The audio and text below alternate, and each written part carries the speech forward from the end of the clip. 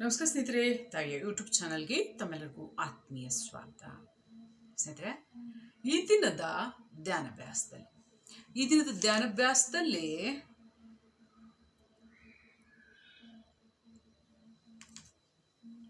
ಪ್ರತಿದಿನ ಅನುಭವಜನ್ಯ ಅವಸ್ಥೆಯನ್ನು ಪಡಿತಕ್ಕಂಥದ್ದು ಹೇಗೆ ಅಂತ ಹೇಳಿ ಈ ವಿಷಯವನ್ನು ಸ್ವಲ್ಪ ವಿಷಯ ತಗೊಂಡು ನಂತರದಲ್ಲಿ ಧ್ಯಾನಾಭ್ಯಾಸವನ್ನು ಮಾಡೋಣ. ಅನುಭವಜನ್ಯ ಆಧಾರಿತ ಜೀವನ ಯಾರಲ್ಲಿ ನಾವು ಕಾಣ್ಬೋದು ಅಂದರೆ, ಯಾವೊಬ್ಬ ಮನುಷ್ಯ 100 ವರ್ಷ ಆಯಸ್ಸಾಗಿದ್ದರೂ ದೇಹಕ್ಕೆ ಹೆಚ್ಚಿನ ಮಟ್ಟದ ಹಾನಿ ಮಾಡ್ಕೊಂಡಿಲ್ಲ.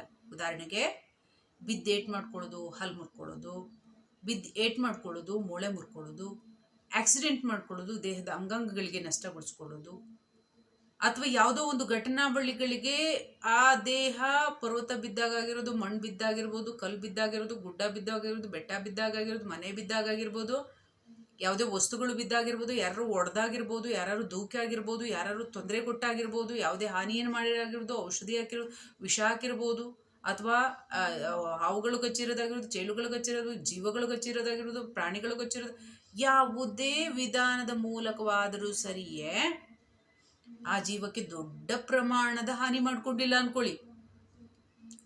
ಆ ಜೀವ ಅನುಭವಜನ್ಯ ಅಂದ್ರೆ ಆ ಜೀವ ಸದಾಕಾಲ ಅನುಭವಗಳನ್ನ ಪಡ್ಕೊಂಡು ದೇಹ ರಕ್ಷಣೆಯನ್ನು ಮಾಡ್ಕೊಂಡಿದೆ, ಬುದ್ಧಿ ರಕ್ಷಣೆಯನ್ನು ಮಾಡ್ಕೊಂಡಿದೆ, ಜೀವ ರಕ್ಷಣೆ ಮಾಡ್ಕೊಂಡು ಜೀವನ ರಕ್ಷಣೆಯನ್ನು ಮಾಡ್ಕೊಂಡಿದೆ ಅಂತ ಅರ್ಥ.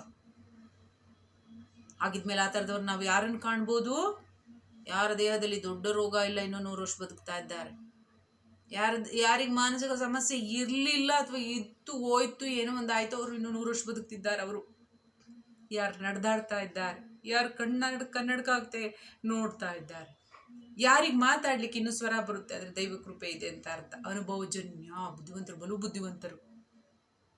ಪ್ರಕೃತಿ ಹೇಗೆ, ಈ ಪ್ರಕೃತಿಯಲ್ಲಿ ನಡೆದಾಡ್ತಕ್ಕಂಥ ಯಂತ್ರ ಹೇಗೆ ಕಾರ್ಯ ಮಾಡುತ್ತೆ, ಇದನ್ನು ಉಳಿಸ್ಕೋಬೇಕಂದ್ರೆ ಏನು ಮಾಡಬೇಕು, ಇದನ್ನು ರಕ್ಷಿಸ್ಕೋಬೇಕಂದ್ರೆ ಏನು ಮಾಡಬೇಕು, ಹೇಗೆ ಆಚರಣೆ ಮಾಡಬೇಕು, ಇದು ಪೂರ್ವಜನ್ಮದ ಪುಣ್ಯದಿಂದ ಬಂದಿದೆ. ಪೂರ್ವಜನ್ಮದ ಪುಣ್ಯ ಸುಮ್ಮನೆ ಬರುತ್ತಾ? ಪೂರ್ವಜನ್ಮದ ಪುಣ್ಯ ಅಂದ್ರೂ ಕೂಡ ಅವ್ರು ಒಳ್ಳೆ ಆಚರಣೆ ಮಾಡಿದ್ರೆ ಬರೋದು. ಅವ್ರೇನು ಮಾಡ್ತಾರೆ? ಹೊಡೆದಾಡಕ್ಕೆ ಹೋಗೋದಿಲ್ಲ, ಬೈಯೋಕೆ ಹೋಗೋದಿಲ್ಲ, ತೊಂದರೆ ಕೊಡೋಕೆ ಹೋಗೋದಿಲ್ಲ, ಇನ್ನೊಬ್ರು ಆಸ್ತಿ ಕೀಳಕ್ಕೆ ಹೋಗೋದಿಲ್ಲ, ಹಣ ಕೀಳಕ್ಕೆ ಹೋಗೋದಿಲ್ಲ, ಹೆಣ್ಣನ್ನು ನಾಶ ಮಾಡೋದಿಲ್ಲ, ಹೆಣ್ಣನ್ನು ಪಡ್ಕೊಳ್ಳಿಕ್ಕೆ ಹೋಗಿಲ್ಲ, ಹೆಣ್ಣು ಮಣ್ಣು ಒನ್ನನ್ನು ಅಧರ್ಮದಲ್ಲಿ ಪಡ್ಕೊಳ್ಳಿಕ್ಕೆ ಹೋಗೋದಿಲ್ಲ, ಕಾನೂನು ಬಾಹಿರ ಕಾರ್ಯಗಳನ್ನು ಮಾಡೋದಿಲ್ಲ, ಅಧರ್ಮದ ಕಾರ್ಯಗಳನ್ನು ಮಾಡಿರೋದಿಲ್ಲ. ಇರ್ತಕ್ಕಂಥ ಆಯಸ್ಸನ್ನು ಸಕ್ಷಮವಾಗಿ ಬಳಸಿರ್ತಾರೆ, ಸಕಾರಾತ್ಮಕ ಕಾರ್ಯಗಳನ್ನು ಮಾಡಿರ್ತಾರೆ, ಜೀವನ ರಕ್ಷಣೆಗೆ ಶ್ರಮ ಪಟ್ಟಿರ್ತಾರೆ, ಕರ್ತವ್ಯಗಳನ್ನು ಸರಿಯಾಗಿ ನಿಭಾಯಿಸಿರ್ತಾರೆ, ಧಾರ್ಮಿಕ ಕಾರ್ಯಗಳನ್ನು ಮಾಡಿರ್ತಾರೆ, ಭೌತಿಕ ಕಾರ್ಯಗಳನ್ನು ಮಾಡಿರ್ತಾರೆ. ಇದೆಲ್ಲ ಮಾಡಿರ್ತಾರೆ ಅಂದ್ರೆ ಅವ್ರಿಗೆ ಅನುಭವ ವೇದ್ಯ ಆಗಿದೆ ಅಂತ ತಾನೇ ಪೂರ್ವಜನದ ಪುಣ್ಯ ಅಂದ್ರೆ. ಅದನ್ನು ತಗೊಂಡು ಬಂದಿರ್ತಾರೆ. ಅದ್ರ ಜೊತೆಗೆ ಅನುಭವ ವೇದ್ಯದಲ್ಲಿ ಕೂಡ ಕಾರ್ಯವನ್ನು ಮಾಡ್ತಾ ಇರ್ತಾರೆ ಜೀವಗಳು. ಹಾಗಾಗಿ 100 ವರ್ಷದವರೆಗೂ ಬದುಕಿರ್ತಾರೆ. ಇಲ್ಲಾಂದ್ರೆ ನೀವು ನೋಡಿ, 5 ವರ್ಷಕ್ಕೆ ಸತ್ತೋಗೋರಿದ್ದಾರೆ, 10 ವರ್ಷಕ್ಕೆ ಸತ್ತೋಗೋರಿದ್ದಾರೆ, ಅದ್ರ ಮಧ್ಯದ ಸತ್ತೋಗೋರಿದ್ದಾರೆ, ನಂತರದ ಸತ್ತೋಗೋರಿದ್ದಾರೆ, ಯಾವ ವಯಸ್ಸಿಗಾದ್ರೂ ಸತ್ತೋಗಿದ್ದಾರೆ. ಹಾಲಿ ಪ್ರಸ್ತುತ ಉದಾಹರಣೆಗಳನ್ನು ನಾವು ನೋಡ್ತೇವೆ ಅಲ್ವಾ? ಇತಿಹಾಸ ಬೇಕಾ? ಈ ಜನಮಾನಸದಲ್ಲಿ ನಡೀತಿರ್ತಕ್ಕಂಥ ಘಟನೆಗಳು ಪ್ರತಿದಿನ ನೋಡ್ಬೋದ್ರೆ ಯಾವ ವಯಸ್ಸಲ್ಲಿ ಹೇಗೆ ಸತ್ತೋಗ್ತಿದ್ದಾರೆ ಅಂತ. ಅವ್ರ ಬುದ್ಧಿ ಕಡಿಮೆ, ಜ್ಞಾನ ಕಡಿಮೆ, ಅನುಭವವನ್ನ ಪಡ್ಕೊಳ್ಳಿಕ್ಕೆ ಹೋಗೋದಿಲ್ಲ. ನಾನೇ ಅನುಭವ, ನಾನೇ ಸ್ವಯಂ, ನನಗೆ ಗೊತ್ತಿಲ್ಲ, ಎಲ್ಲ ಗೊತ್ತು ಅನ್ನೋರಿಗೆ ಏನೂ ಗೊತ್ತಿರೋದಿಲ್ಲ. ಹಾಗಾಗಿ ಯಾರು ಗೊತ್ತಿಲ್ಲ, ನಾನು ಇನ್ನೂ ವಿದ್ಯಾರ್ಥಿ, ಶಿಕ್ಷಣವನ್ನು ಪಡಿತಕ್ಕಂಥವಳು, ನನಗಿನ್ನೂ ತಿಳಿಯೋದಿದೆ ಅಂತ ಯಾವ ಜೀವ ಬದುಕುತ್ತೆ? ಅದು ಅನುಭವ ವೇದ್ಯವನ್ನು ಪಡ್ಕೊಳ್ಳುತ್ತೆ. ಯಾವುದು ಅನುಭವ ವೇದ್ಯವನ್ನು ಪಡ್ಕೊಳ್ಳುತ್ತೆ? ನಾನು ಮೊದಲೇ ವಿಡಿಯೋದ ಪ್ರಥಮದಲ್ಲೇ ಹೇಳಿದಂಥ ದೇಹಕ್ಕೆ ಹಾನಿ ಮಾಡ್ಕೊಳ್ಳೋದಿಲ್ಲ, ಬುದ್ಧಿಗೆ ಜೀವನಕ್ಕೆ ಹಾನಿ ಮಾಡ್ಕೊಳ್ಳೋದೇ ಇಲ್ಲ. ಅದ್ರ ಜೊತೆ ಯಾರಿರ್ತಾರೆ ಅವ್ರನ್ನು ಹಾನಿಗೊಳಗಾಗಿ ಬಿಡೋದಿಲ್ಲ. ಹಾಗಾಗಿ ಅಂಥ ಕುಟುಂಬದಲ್ಲಿ ನೋಡಿರ್ಬೇಕಾದ್ರೆ ಅವ್ರು ಎಷ್ಟೆಷ್ಟು ವರ್ಷಗಳ ಕಾಲ ದೀರ್ಘವಾಗಿ ಬದುಕಿದ್ದಾರೆ. ಅವ್ರ ಮನೆಯಲ್ಲೆಲ್ಲ ತುಂಬ ವರ್ಷ ಬದುಕ್ತಾರೆ ಅಂತ. ಅದೇನೋ ಹೇಳ್ತಾರೆ, ಹಿರಿಯ ಕಂಚಾಳಿ ಮನೆ ಮಕ್ಕಳಿಗೆಲ್ಲ ನೂಲಿನಂತೆ ಸೀರೆ. ಅವ್ರ ಮನೇಲಿ ಹೇಗೆ ಆಚರಣೆ ಮಾಡ್ತಾರೆ ಅವರಂತೆ ಮತ್ತೊಬ್ಬರು ಅಲ್ವೇನು? ಹಾಗೆ ಅನುಭವ ವೇದ್ಯ ಇದ್ರೆ ಆ ಮನೆಯ ಜೀವಗಳು ಕೂಡ ಅದೇ ರೀತಿಯಾಗಿ ಆಹಾರ, ವಿಚಾರ, ಕಾರ್ಯ ಇದರ ಅದರ ಬದಲಾವಣೆ. ಇದು ಕಲಿಯುಗ. ಅವಕಾಶಗಳು ಜಾಸ್ತಿ, ಸ್ವತಂತ್ರ ದುರ್ಬಳಕೆ ಜಾಸ್ತಿ. ಅದರಿಂದ ಕುಟುಂಬದಲ್ಲಿ ಇರ್ತಕ್ಕಂಥವ್ರು 5 ಬೆರಳು ಹೇಗೆ ಬೇರೆ ಬೇರೆ ಇದ್ದಾವೆ ಹಾಗೆ ಬೇರೆ ಬೇರೆ ಇರ್ತಾರೆ. ಒಂದೇ ಸಮಯ ಇರೋದಿಲ್ಲ. ಒಂದೇ ಸಮಯ ಇದ್ದರೆ ಅದೊಂದು ಕೈ. ಹಾಗಾಗಿ ಈ ಅನುಭವ ವೇದ್ಯ ಎಂಬತಕ್ಕಂಥದ್ದೇನಿದೆ, ಈ ಅನುಭವ ವೇದ್ಯ ಇದು ಮನುಷ್ಯನನ್ನು ಸಕ್ಷಮವಾಗಿಡುತ್ತೆ. ಅಂತ ಜನರನ್ನ ನಾವು ಉದಾಹರಣೆಯಾಗಿ ಹಾಲಿ ಪ್ರಸ್ತುತ ನೋಡಬಹುದು. ಪುಣ್ಯಗಳನ್ನು ತಂದಿದ್ರು ಒಳ್ಳೆ ಕಾರ್ಯ ಮಾಡಿರ್ತಾರೆ, ಹಾಗೆ ಸಿಗುವುದಿಲ್ಲ ಏನೂ. ಹಾಗಾಗಿ ಅನುಭವ ವೇದ್ಯವನ್ನು ಕೂಡ ಪಡ್ಕೊಂಡು ಆಚರಣೆ ಮಾಡಿರ್ತಾರೆ, ಜೀವನವನ್ನು ರಕ್ಷಣೆ ಮಾಡ್ಕೊಂಡಿರ್ತಾರೆ. ಹೀಗೆ ಅನುಭವವನ್ನು ಪಡೆಯುವ ನಿತ್ಯ ಜೀವ ಸಾಗಬೇಕು ವಿನ ನನಗೆಲ್ಲ ಗೊತ್ತು, ನಾನು ಮಾಡಿದ್ದೆ ಸರಿ, ನಾನು ಮಾತಾಡಿದ್ದೆ ಸರಿ, ತನ್ನಲ್ಲಿ ತಿದ್ಕೊಳ್ಳೋದಿಲ್ಲ, ಪಶ್ಚಾತ್ತಾಪ ಪಡೋದಿಲ್ಲ, ತಪ್ಪುಗಳನ್ನು ಸುಧಾರಣೆ ಮಾಡ್ಕೊಳ್ಳೋದಿಲ್ಲ, ತನ್ನನ್ನು ತಾನು ಸರಿ ಮಾಡ್ಕೊಳ್ಳೋದಿಲ್ಲ ಮನುಷ್ಯ. ಬದಲಿಗೆ ನಾನು ಮಾಡಿದ್ದೆ ಸರಿ, ನಾನೇ ಎಲ್ಲ, ನನ್ನಿಂದಾನೇ ಆಗೋದು, ನಾನು ಏನು ಬೇಕಾದರೂ ಮಾಡ್ತೇನೆ, ಇದಿರುತ್ತೆ ಮೈಂಡಿಗೆ, ಮನಸ್ಸಿಗಿರುತ್ತೆ. ಅದರಿಂದ ಆ ಥರದ್ದು ಏನೂ ನಡೆಯೋದಿಲ್ಲ ಇಲ್ಲಿ ಜಗತ್ತಲ್ಲಿ. ಏಕೆಂದರೆ ದೇಹವೇ ಸ್ವಯಂ ಆ ಮನುಷ್ಯರದ್ದಲ್ಲ. ಮಕ್ಕಳು, ದೊಡ್ಡವರು, ಸ್ತ್ರೀ ಪುರುಷ ಯಾರಾದರೂ ಕೂಡ ಸ್ವಯಂ ಅವ್ರದ್ದಲ್ಲ, ಅವರು ಇನ್ನೊಬ್ಬರಿಂದ ಬಂದಿರೋದು. ಅದು ಕೂಡ ಯಾರೋ ಕರುಣೆ ಕೊಟ್ಟು ಬಂದಿರೋದು, ಬುದ್ಧಿ ಕೊಟ್ಟಿರೋದು, ದೇಹ ಕೊಟ್ಟಿರೋದು, ಮೂಳೆ ಕೊಟ್ಟಿರೋದು, ಮಾಂಸ ಕೊಟ್ಟಿರೋದು, ಬುದ್ಧಿ ಆಚರಣೆ ಕೊಟ್ಟಿರೋದು, ಜೀವನ ಕೊಟ್ಟಿರೋದು, ಈ ಜನ್ಮ ಕೊಟ್ಟಿರೋದು ಬೇರೆಯವರು. ಇವ್ರು ಸ್ವಯಂ ತಂದೆ ಇಲ್ಲ. ಆದರೆ ನಾನೇ, ನನ್ನಿಂದಲ್ಲ, ನನ್ನ ಕೈಲಿ ಆಗೋದೇನು, ನಾನು ಮನ್ಸು ಮಾಡಿದ್ರೆ ಹಿಂಗೆ ಮಾಡ್ತೇನೆ, ನಾನು ಮನ್ಸು ಮಾಡಿದ್ರೆ ಹಿಂಗೆ ಮಾಡ್ತೇನೆ. ಅವ್ರು ಉಳ್ಕೊಳ್ಳೋದಿಲ್ಲ. ಇವರು ಕೋಟಿ ಜನ ಯಾರು ಹುಟ್ಟಿದ್ರು ಅವರೆಲ್ಲ ಕಾಲಿನೇ ಆಗಿದ್ದಾರೆ ಅಂದವರೆಲ್ಲ. ಹಾಗಾಗಿ ಅನುಭವ ವೇದ್ಯದಲ್ಲಿ ಯಾರು ಬದುಕ್ತಾರೆ, ಆಯಸ್ಸು ಪೂರ್ತಿ ಬದುಕಲು ಸಾಧ್ಯವಾಗುತ್ತೆ. ಅನುಭವ ವೇದ್ಯದಲ್ಲಿ ಸಕಾರಾತ್ಮಕವಾಗಿ ಬದುಕು. ಎಲ್ಲ ನಾನು ತಿಳಿದಿದ್ದೇನೆ ಅನ್ನೋ ಭಾವಕ್ಕೆ ಹೋಗ್ಬಾರ್ದು, ನಾನು ತಿಳಿದು ಬದುಕ್ತೇನೆ ಅನ್ನೋ ಭಾವಕ್ಕೆ ಹೋಗ್ಬೇಕು. ಹಾಗಾಗಿ ಯಾವಾಗ ನಾನು ತಿಳಿದು ಬದುಕ್ತೇನೆ ಅನ್ನೋ ಭಾವ ಇರುತ್ತೆ ಮನುಷ್ಯನಲ್ಲಿ, ಪ್ರಶ್ನೆಗಳು ಕಡಿಮೆ ಆಗ್ತಾ ಉತ್ತರಗಳು ಹೆಚ್ಚಾಗುತ್ತೆ. ಆಗ ಜೀವನ ಒಂದು ಸಂಪೂರ್ಣ ಆಗುತ್ತೆ, ಒಂದು ಸಂಪೂರ್ಣತೆಯನ್ನು ಪಡೆಯುತ್ತೆ. ಇದನ್ನು ನಾವು ಪೂರ್ಣತೆಯನ್ನು ಯಾವಾಗ ಪಡೆಯುತ್ತೆ ಅದನ್ನು ಆಧ್ಯಾತ್ಮಿಕ ಅಂತೀವಿ, ನಾವು ದೈವಿಕ ಶಕ್ತಿ ಅಂತೇವೆ, ದೈವಿಕ ಗುಣ ಅಂತೀವಿ, ದೈವಿಕ ಸೌಂದರ್ಯ ಅಂತೇವೆ. ಅದು ಸ್ವಯಂ ದೈವತ್ವ ಅಂತ ನಾವು ಕರಿತೇವೆ.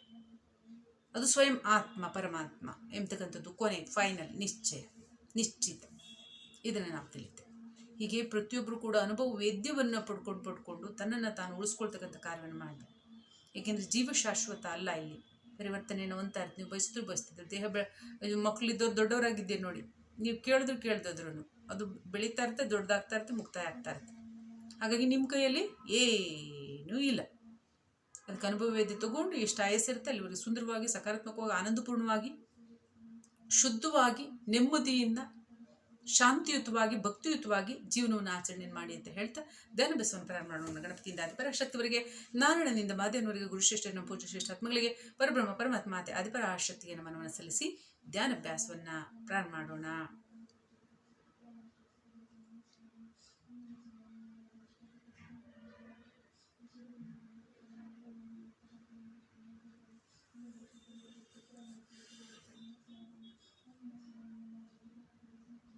ಶಾಂತಚಿತ್ತರಾಗಿ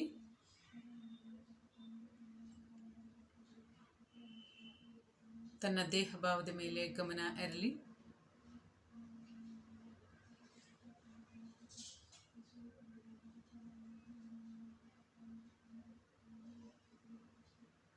ನಾನೊಂದು ಜಾಗೃತಾತ್ಮ, ಶ್ರೇಷ್ಠಾತ್ಮ, ಯಥಾ ಪ್ರಕಾರದ ನಿತ್ಯ ಸಂಕಲ್ಪವನ್ನು ಮಾಡಿ, ನಾನೊಂದು ಜಾಗೃತಾತ್ಮ, ಶ್ರೇಷ್ಠಾತ್ಮ, ದಿವ್ಯಾತ್ಮ, ಪರಮತತ್ವದಿಂದ ನಿರ್ಮಾಣವಾಗಿದ್ದೇನೆ, ಪರಮ ಪವಿತ್ರವಾಗಿದ್ದೇನೆ, ಪರಮ ಪ್ರಕಾಶಮಯವಾಗಿದ್ದೇನೆ. ನನ್ನ ಸ್ಥೂಲ ಶ್ರದ್ಧ ಸುತ್ತಲೂ, ಸೂಕ್ಷ್ಮ ಶ್ರದ್ಧ ಸುತ್ತಲೂ, ಕಾರಣಶ್ರದ್ಧ ಸುತ್ತಲೂ ಸುರಕ್ಷಾ ಚಕ್ರ ಎಂಬತಕ್ಕಂಥ ನಿರ್ಮಾಣವಾಗಿ ಕಾರ್ಯವನ್ನು ಮಾಡ್ತಾ ಇದೆ. ಆಂತರಿಕ ಬಾಹ್ಯ ಎರಡೂ ಕಡೆ ಕೂಡ ಪ್ರಕಾಶತೆ ಎಂಬತಕ್ಕಂಥದ್ದು ನಿರ್ಮಾಣವಾಗಿ, ರಚನೆಯಾಗಿ ಹೆಚ್ಚಾಗ್ತಾ ಇದೆ. ನನ್ನ ಭೌತಿಕ ಶರೀರ ಆರೋಗ್ಯಪೂರ್ಣವಾಗಿದೆ, ಮಾನಸಿಕವಾಗಿ ಸುಸ್ಥವಾಗಿದೆ, ಸಕಾರಾತ್ಮಕವಾಗಿದೆ, ಕ್ರಿಯಾತ್ಮಕವಾಗಿದೆ. ನನ್ನ ಸೂಕ್ಷ್ಮ ಶರೀರ ಕ್ರಿಯಾತ್ಮಕವಾಗಿದೆ, ಆರೋಗ್ಯಪೂರ್ಣವಾಗಿದೆ, ಸ್ವಸ್ಥವಾಗಿದೆ, ಶಕ್ತಿಯುತವಾಗಿದೆ. ಕಾರಣ ಶರೀರ ಆ ಕಾರಣದಿಂದ ಸಕಾರಾತ್ಮಕ ವ್ಯಾಪ್ತಿಯನ್ನು ಹೊಂದುತ್ತಾ ಇದೆ. ಶುದ್ಧ ಸಂಕಲ್ಪಗಳನ್ನು ಮಾತ್ರ ಸ್ವೀಕರಿಸಿ ಆತ್ಮದ ಕಲ್ಯಾಣಕ್ಕೆ, ಈ ಮನುಷ್ಯ ಜೀವನದ ಕಲ್ಯಾಣಕ್ಕೆ ಕಾರ್ಯವನ್ನು ಮಾಡ್ತಾ ಇದೆ. 5 ತತ್ವದವರು, 3 ತತ್ವದವರು, ಅನ್ಯ ತತ್ವದವರು, ಭಿನ್ನ ತತ್ವದವರು ತಮ್ಮ ತಮ್ಮ ಸ್ಥಿತಿಗನುಗುಣವಾಗಿ ಪರಬ್ರಹ್ಮ ಪರಮಾತ್ಮನನ್ನು ಸ್ಮರಣೆ ಮಾಡಿ ಧ್ಯಾನ ವಿಭಾಗದಲ್ಲಿ ಸಾಗಿ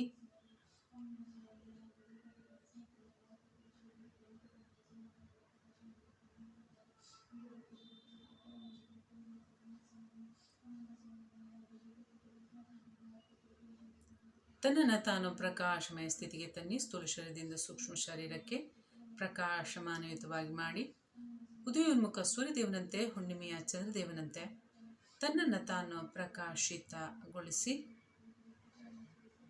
ಕರ್ಮಾತೀತ ಗುಣಾತೀತ ಭಾವಾತೀತರಾಗಿ ಸುಕರ್ಮ ಕುಕರ್ಮ ಎರಡೂ ಕೂಡ ಇಲ್ಲ, ಕರ್ಮದಿಂದ ಮುಕ್ತ, ಯಾವ ರೀತಿಯಾದಂಥ ಭಾವಗಳು ಕೂಡ ಇಲ್ಲ, ಪ್ರಕಾಶಮಾನತೆಗೆ ಯಾವ ಗುಣ ಇಲ್ಲ, ಯಾವ ಸೌಂದರ್ಯ ಇಲ್ಲ, ಯಾವ ಇಚ್ಛೆ ಇಲ್ಲ. ಅದೇ ರೀತಿಯಾಗಿ ತನ್ನನ್ನು ತಾನು ಮುಕ್ತಗೊಳಿಸಿ ಪ್ರಕಾಶಮಾನರಾಗಿ ಸತ್ವಗುಣ ರಜೋಗುಣ ತಮೋಗುಣ, ಒಳ್ಳೆಯವರು ಕೆಟ್ಟವರು ಅಥವಾ ಅರ್ಧ ಒಳ್ಳೆಯವರು ಅರ್ಧ ಕೆಟ್ಟವರು, ಯಾವ ಗುಣಗಳೂ ಇಲ್ಲ, ಸಂಪೂರ್ಣವಾಗಿ ಮುಕ್ತರಾಗಿ ಪ್ರಕಾಶಮಾನತೆ ಗುಣಾತೀತ, ಹಾಗೆ ತನ್ನನ್ನು ತಾನು ಗುಣಾತೀತ ಮಾಡಿ ತನ್ನನ್ನು ತಾನು ಪ್ರಕಾಶಮಯ ಶಾಂತಿ ಮತ್ತು ನಿಶ್ಚಿಂತರನ್ನಾಗಿಸಿ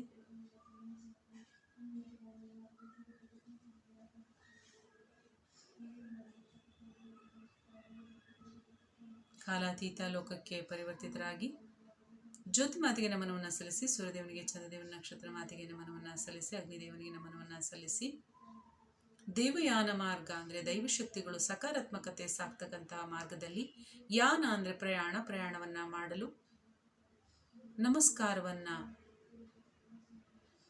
ಪ್ರಣಾಮಗಳನ್ನು ಸಲ್ಲಿಸಿ ಕೃತಜ್ಞ ಭಾವದಿಂದಿರಿ.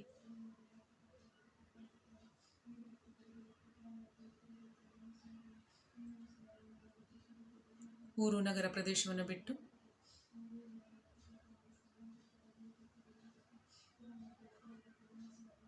ಭೂಮಂಡಲ ಸೌರಮಂಡಲ ಯೂನಿವರ್ಸ್ ಗೆಲಕ್ಸಿಗಳನ್ನು ಬಿಟ್ಟು ಮಲ್ಟಿವರ್ಸ್ ಅನ್ಯ ಬ್ರಹ್ಮಾಂಡಗಳೆಲ್ಲವನ್ನೂ ಕೂಡ ಬಿಟ್ಟು ಉತ್ಪನ್ನವಾಗುತ್ತಿರುವ ಲೀನವಾಗುತ್ತಿರುವ ಸ್ತ್ರೀ ಬ್ರಹ್ಮಾಂಡ ಪುರುಷ ಬ್ರಹ್ಮಾಂಡ ಅನ್ಯ ಬ್ರಹ್ಮಾಂಡಗಳನ್ನು ಕೂಡ ಬಿಟ್ಟು ಕಾಲಾತೀತ ಲೋಕಕ್ಕೆ ಪರಿವರ್ತಿತರಾಗಿ ಯಾವುದು ಅವಿನಾಶಿ ಪರಬ್ರಹ್ಮನ ಕ್ಷೇತ್ರ ಪರಬ್ರಹ್ಮ ಆ ಸ್ಥಾನಕ್ಕೆ ತನ್ನನ್ನು ತಾನು ಪರಮ ಪ್ಯೂರ್ ಎನರ್ಜಿಯಾಗಿ ಪ್ರಕಾಶಮಾನ ಶಕ್ತಿಯಾಗಿ ಪರಿವರ್ತಿತರಾಗಿ ಸಾಗಿ ಕಾಲಾತೀತ ಲೋಕಕ್ಕೆ ತಲುಪಿ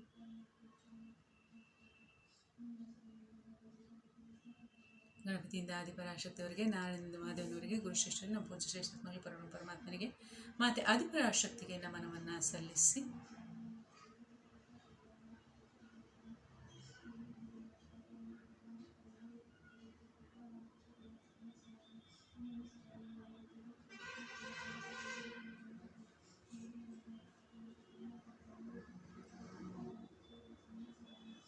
ಪರಮಶಾಂತಿ ಶಕ್ತಿ ಜ್ಞಾನವನ್ನು ಪಡೆಯುವ ಮುಂಚೆ, ನಿಮಿತ್ತವಾಗಿ ಹರಡುವ ಮುಂಚೆ, ಹೇ ಪರಬ್ರಹ್ಮ ಪರಮಾತ್ಮ ನನ್ನನ್ನು ನಿನ್ನಂತೆ ಮಾಡಿ, ಮತ್ತೆ ಆದಿಪರಾಶಕ್ತಿ ನನ್ನನ್ನು ತಯಾರು ಮಾಡು.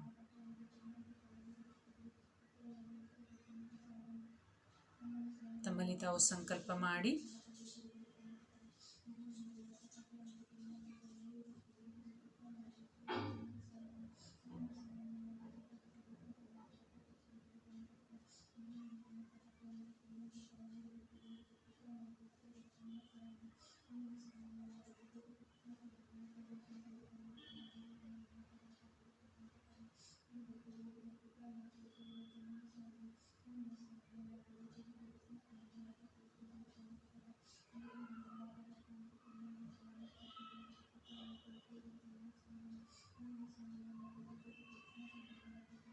ಪರಮಶಾಂತಿ ಶಕ್ತಿ ಜ್ಞಾನವನ್ನು ಬೇಡಿರಿ.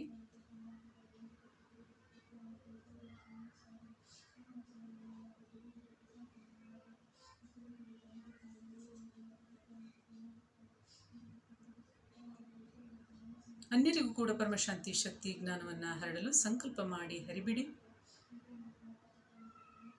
ಜಾಗೃತವಾಗುವವರು ಜಾಗೃತವಾಗಲಿ.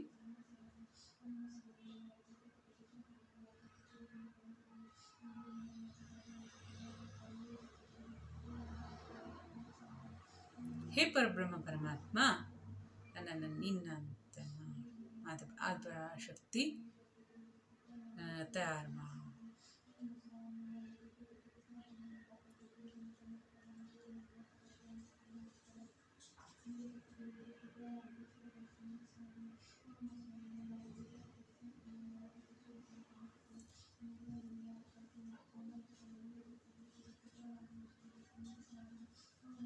ಕುಶಲದ ಸ್ಥಿತಿಗೆ ಬನ್ನಿ.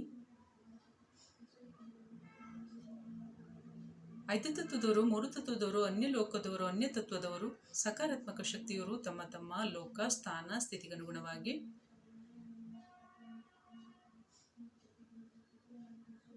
ಮೇರುದಂಡವನ್ನು ನೇರವಾಗಿರಿಸಿ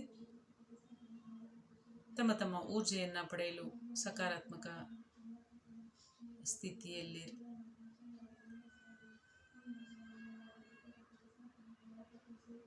ಪರಬ್ರಹ್ಮ ಪರಮಾತ್ಮನನ್ನು ಸ್ಮರಿಸಿ ಪೂರ್ಣ ದೇಹಾದ್ಯಂತ ಪರಮಶಾಂತಿ ಶಕ್ತಿ ಜ್ಞಾನವನ್ನು ವ್ಯಾಪಿಸಿ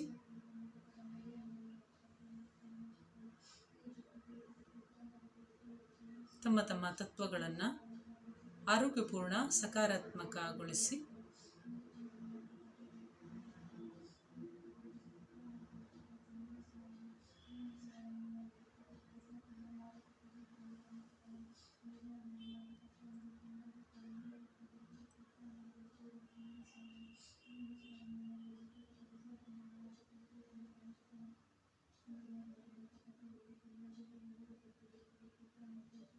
ತನಗೂ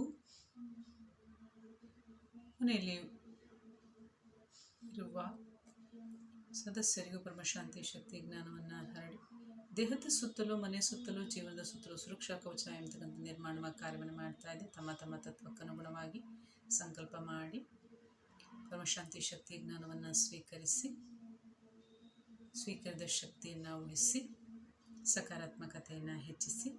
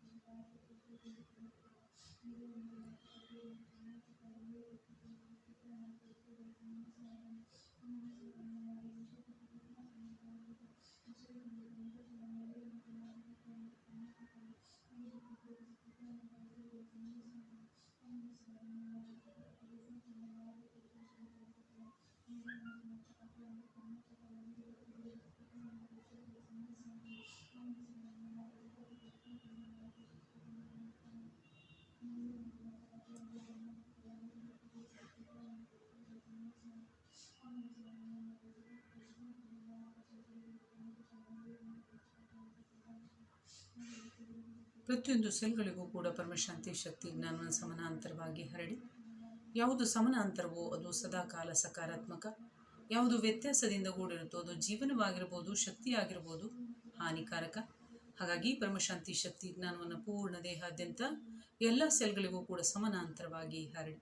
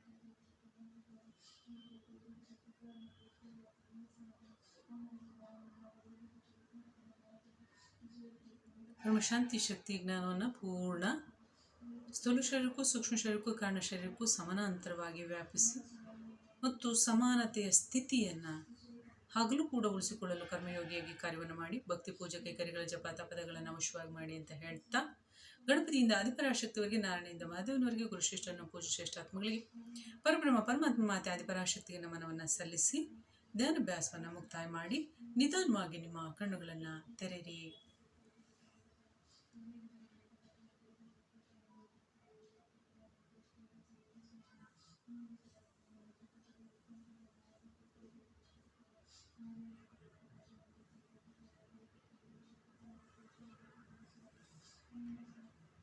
ಈ ದಿನದ ಜ್ಞಾನ ಮತ್ತು ಧ್ಯಾನದ ವಿಭಾಗವನ್ನು ಮುಕ್ತಾಯ ಮಾಡೋಣ. ನಾಳಿನ ಜ್ಞಾನ ಮತ್ತು ಧ್ಯಾನದ ವಿಭಾಗದಲ್ಲಿ ಭೇಟಿಯಾಗೋಣ.